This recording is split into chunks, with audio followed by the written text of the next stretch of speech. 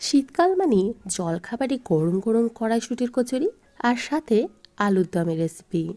আজ আপনাদের সাথে শেয়ার করছি তেমনই কড়াইশুঁটির কচুরির রেসিপি, তাও আবার কোনো রকম পুর ভরার ঝামেলা ছাড়াই এবং সুজি দিয়ে তৈরি। সুজি দিয়ে এই কড়াইশুঁটির কচুরি হয় কিন্তু ভীষণই সুস্বাদু আর বানানো হয় ভীষণই সহজে। ভিডিওটি শুরু থেকে শেষ পর্যন্ত দেখার অনুরোধ রইল। আমি সীমা, আপনারা দেখছেন টেস্টি ফুড উইথ সীমা। তো প্রথমেই আমাদের পুর তৈরি করে নিতে হবে। সেই জন্য নিয়েছি প্রধান উপকরণ কড়াইশুঁটি। একটা মিক্সিং জারের মধ্যে 1 বাটি পরিমাণে তাজা ফ্রেশ কড়াইশুঁটি দিয়ে দিলাম। একই সাথে দিয়ে দেব 1 ইঞ্চি পরিমাণে আদার টুকরো। দিয়ে দিচ্ছি 2টো কাঁচা লঙ্কা।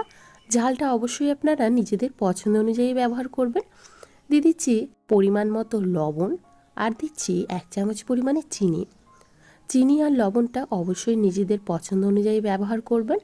দিয়ে দিচ্ছি এখানে 1 চামচ পরিমাণে জিরে গুঁড়ো আর দিচ্ছি 1 চামচের একটু উঁচু করে নেওয়া ভাজা জিরে, ধনে এবং লঙ্কার গুঁড়ো।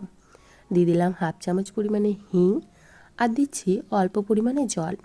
ভাজা মশলাটাও কিন্তু অবশ্যই ব্যবহার করবেন, তাহলে টেস্টটা কিন্তু দারুণ হয়।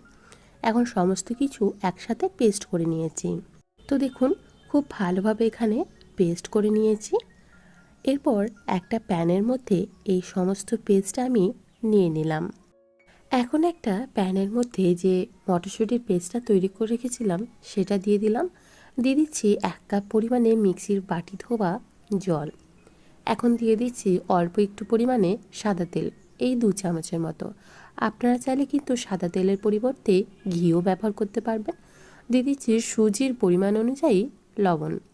লবণটা অবশ্যই আপনারা বুঝে ব্যবহার করবেন। যেহেতু আমরা আগেও লবণ ব্যবহার করেছি, সেটা মটরশুঁটির পরিমাণ অনুযায়ী ব্যবহার করেছিলাম। এখন দিয়ে দিলাম সুজির পরিমাণ অনুযায়ী। খুব ভালোভাবে সমস্ত কিছু একসাথে মিশিয়ে নিলাম এবং পেস্টটাকে গরম হওয়ার জন্য রেখে দিয়েছি। পেস্টটা বেশ খানিকক্ষণ গরম হওয়ার পর এরই মধ্যে দিয়ে দিচ্ছি 1 কাপ পরিমাণে সুজি। সুজিটা দেওয়ার সময় অবশ্যই ফ্লেমটা কিন্তু একদম লোতে করে দেবেন। যদি হাই ফ্লেমে থাকে সেক্ষেত্রে সুজিটা কিন্তু দলা পাকিয়ে যেতে পারে। এখন খুব ভালোভাবে সমস্ত কিছু একসাথে মিশিয়ে নিচ্ছি। দেখুন সুজি যেহেতু জল খেতে ভীষণভাবে পটু, তাই জলটা কিন্তু খুব তাড়াতাড়ি টেনে নেবে। তাই ফ্লেমটা অবশ্যই প্রথমে লো করে দেবেন, তাহলে কোনো রকমভাবে দলা পাকিয়ে যাবে না আর এভাবে খুব সুন্দরভাবে মিশিয়েও নিতে পারবেন। বেশ খানিকক্ষণ এইভাবে নেড়ে নেওয়ার পর দেখবেন একটা মণ্ড তৈরি হয়েছে। তো দেখুন খুব ভালোভাবে সুজিটা মিশিয়ে নিচ্ছি। বেশ খানিকক্ষণ ধরে সুজিটাকে মেশাতে হবে, তাহলে সুজিটাও খুব ভালোভাবে নরম হয়ে যাবে। প্রায় 5 থেকে 6 মিনিট এভাবে নাড়াচাড়া করে নেওয়ার পর দেখুন অনেকটা পরিমাণে শক্ত হয়ে এসেছে এবং একটা মণ্ড তৈরি হয়েছে। এভাবেই প্যানটা ছেড়ে দিচ্ছে। এখন এভাবেই এটাকে রেখে দেব প্রায় 10 মিনিটের জন্য। ঢাকা দিয়ে রেখে দেব, তাহলে সুজিটাও খুব ভালোভাবে নরম হয়ে যাবে এবং যে এক্সট্রা জলটা আছে সেটাও কিন্তু টেনে নেবে। তো দেখুন এখন আমি ঢাকাটা খুলে নিচ্ছি। এখন সুজিটা কিন্তু খুব ভালোভাবে নরম হয়ে গেছে আর সুজির যে এক্সট্রা জলটা ছিল সেটাও কিন্তু খুব ভালোভাবে টেনে নিয়ে একটা সুন্দর মণ্ডতে পরিণত হয়েছে। এখন এই সুজিটা তুলে নিচ্ছি একটা থালার মধ্যে। সুজিটা কিন্তু এখনও হালকা গরম রয়েছে আর এই গরম থাকা অবস্থাতে সুজিটাকে কিন্তু মেখে নিতে হবে। এর মধ্যে দিয়ে দিচ্ছি 2 হাতা পরিমাণে আটা। আটাটা দিচ্ছি এখানে বাইন্ডিংয়ের জন্য। সুজিটা যেহেতু ভীষণভাবে নরম থাকে সেই জন্যই আমি এখানে আটাটা ব্যবহার করছি। আটাটা দিয়ে খুব ভালোভাবে এখন মেখে নিচ্ছি। আপনাদের এখানে আটার পরিমাণটা একটু বেশি বা কম লাগতে পারে। তো দেখুন খুব ভালোভাবে এখন মেখে নিচ্ছি। আমার এখানে মোট 3 হাতা পরিমাণে আটা ব্যবহার করেছি। আপনারা চাইলে কিন্তু আটার পরিবর্তে ময়দা ব্যবহার করতে পারেন। আমি এখানে 3 হাতা পরিমাণে আটা দিয়ে খুব ভালোভাবে এই সুজিটাকে মেখে নিয়েছি। একদম সুন্দর একটা ডোতে পরিণত হয়েছে। তো দেখুন এভাবেই খুব ভালোভাবে মেখে নিয়েছি আর আমাদের ডোটা একদম রেডি হয়ে গেছে। সুজিটাও কিন্তু খুব ভালোভাবে ম্যাশ হয়ে গেছে। দেখুন আশা করি আপনারা দেখে বুঝতে পারছেন যে আমি কিভাবে এই ডোটা তৈরি করেছি। আর কতটা নরম রয়েছে সেটাও আশা করি বুঝতে পারছেন। এখন এই ডোটাকে ঢাকা দিয়ে রেস্টে রেখে দেব প্রায় 15 থেকে 20 মিনিটের মতো, তাহলে খুব ভালোভাবে সেট হয়ে যাবে। তো এখন ঢাকা দিয়ে রেস্টে রেখে দিচ্ছি। 15 মিনিট পর আমি এখানে ঢাকাটা খুলে নিচ্ছি এবং আবারও একটু মথে নেব। এভাবে তৈরি করলে সুজির কড়াইশুঁটির কচুরি কিন্তু খেতে দুর্দান্ত হয়।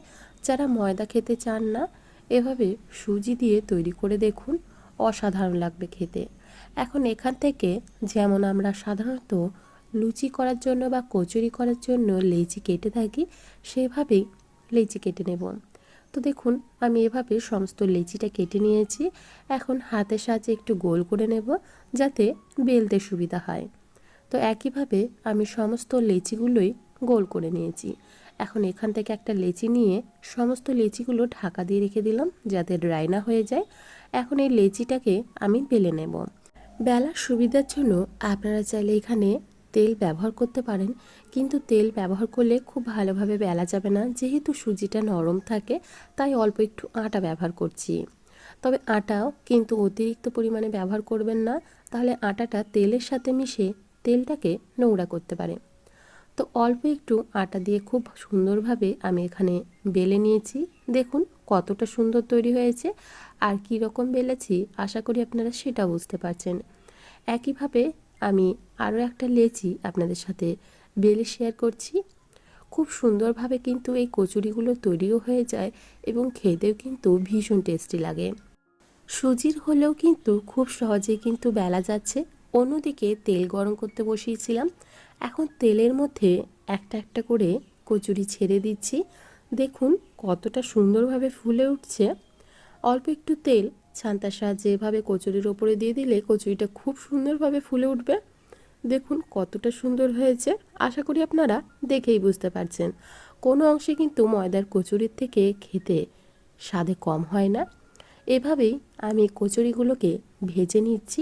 প্রত্যেকটা কচুরি কিন্তু এভাবেই ফুলে উঠবে আর খেতেও কিন্তু বেশ সুস্বাদু হয়। কষা আলুর দমের সাথে বা ছোলার ডালের সাথে আপনাদের ইচ্ছে মতো যে কোনো সবজির সাথেই পরিবেশন করুন, খেতে কিন্তু অসাধারণ লাগে।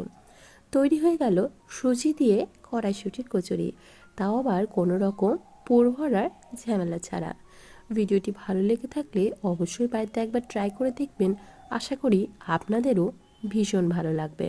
ভিডিওটি ভালো লেগে থাকলে অবশ্যই একটা লাইক করে দেবেন এবং আমার চ্যানেলে নতুন বন্ধু থাকলে চ্যানেলটিকে সাবস্ক্রাইব করে আমার পাশেই থাকবেন। এখন দেখিয়ে দিচ্ছি যে ভেতরটা ঠিক কী রকম হয়েছে। দেখুন কতটা নরম হয়েছে সেটা আশা করি আপনারা দেখেই বুঝতে পারছেন। দেখুন এখন ভেতরটাও দেখিয়ে দিচ্ছি। দেখুন কতটা সুন্দর হয়েছে। কোনো রকম পুর ভরা ঝামেলাও হবে না আর খেতেও কিন্তু ভীষণই সুস্বাদু হবে।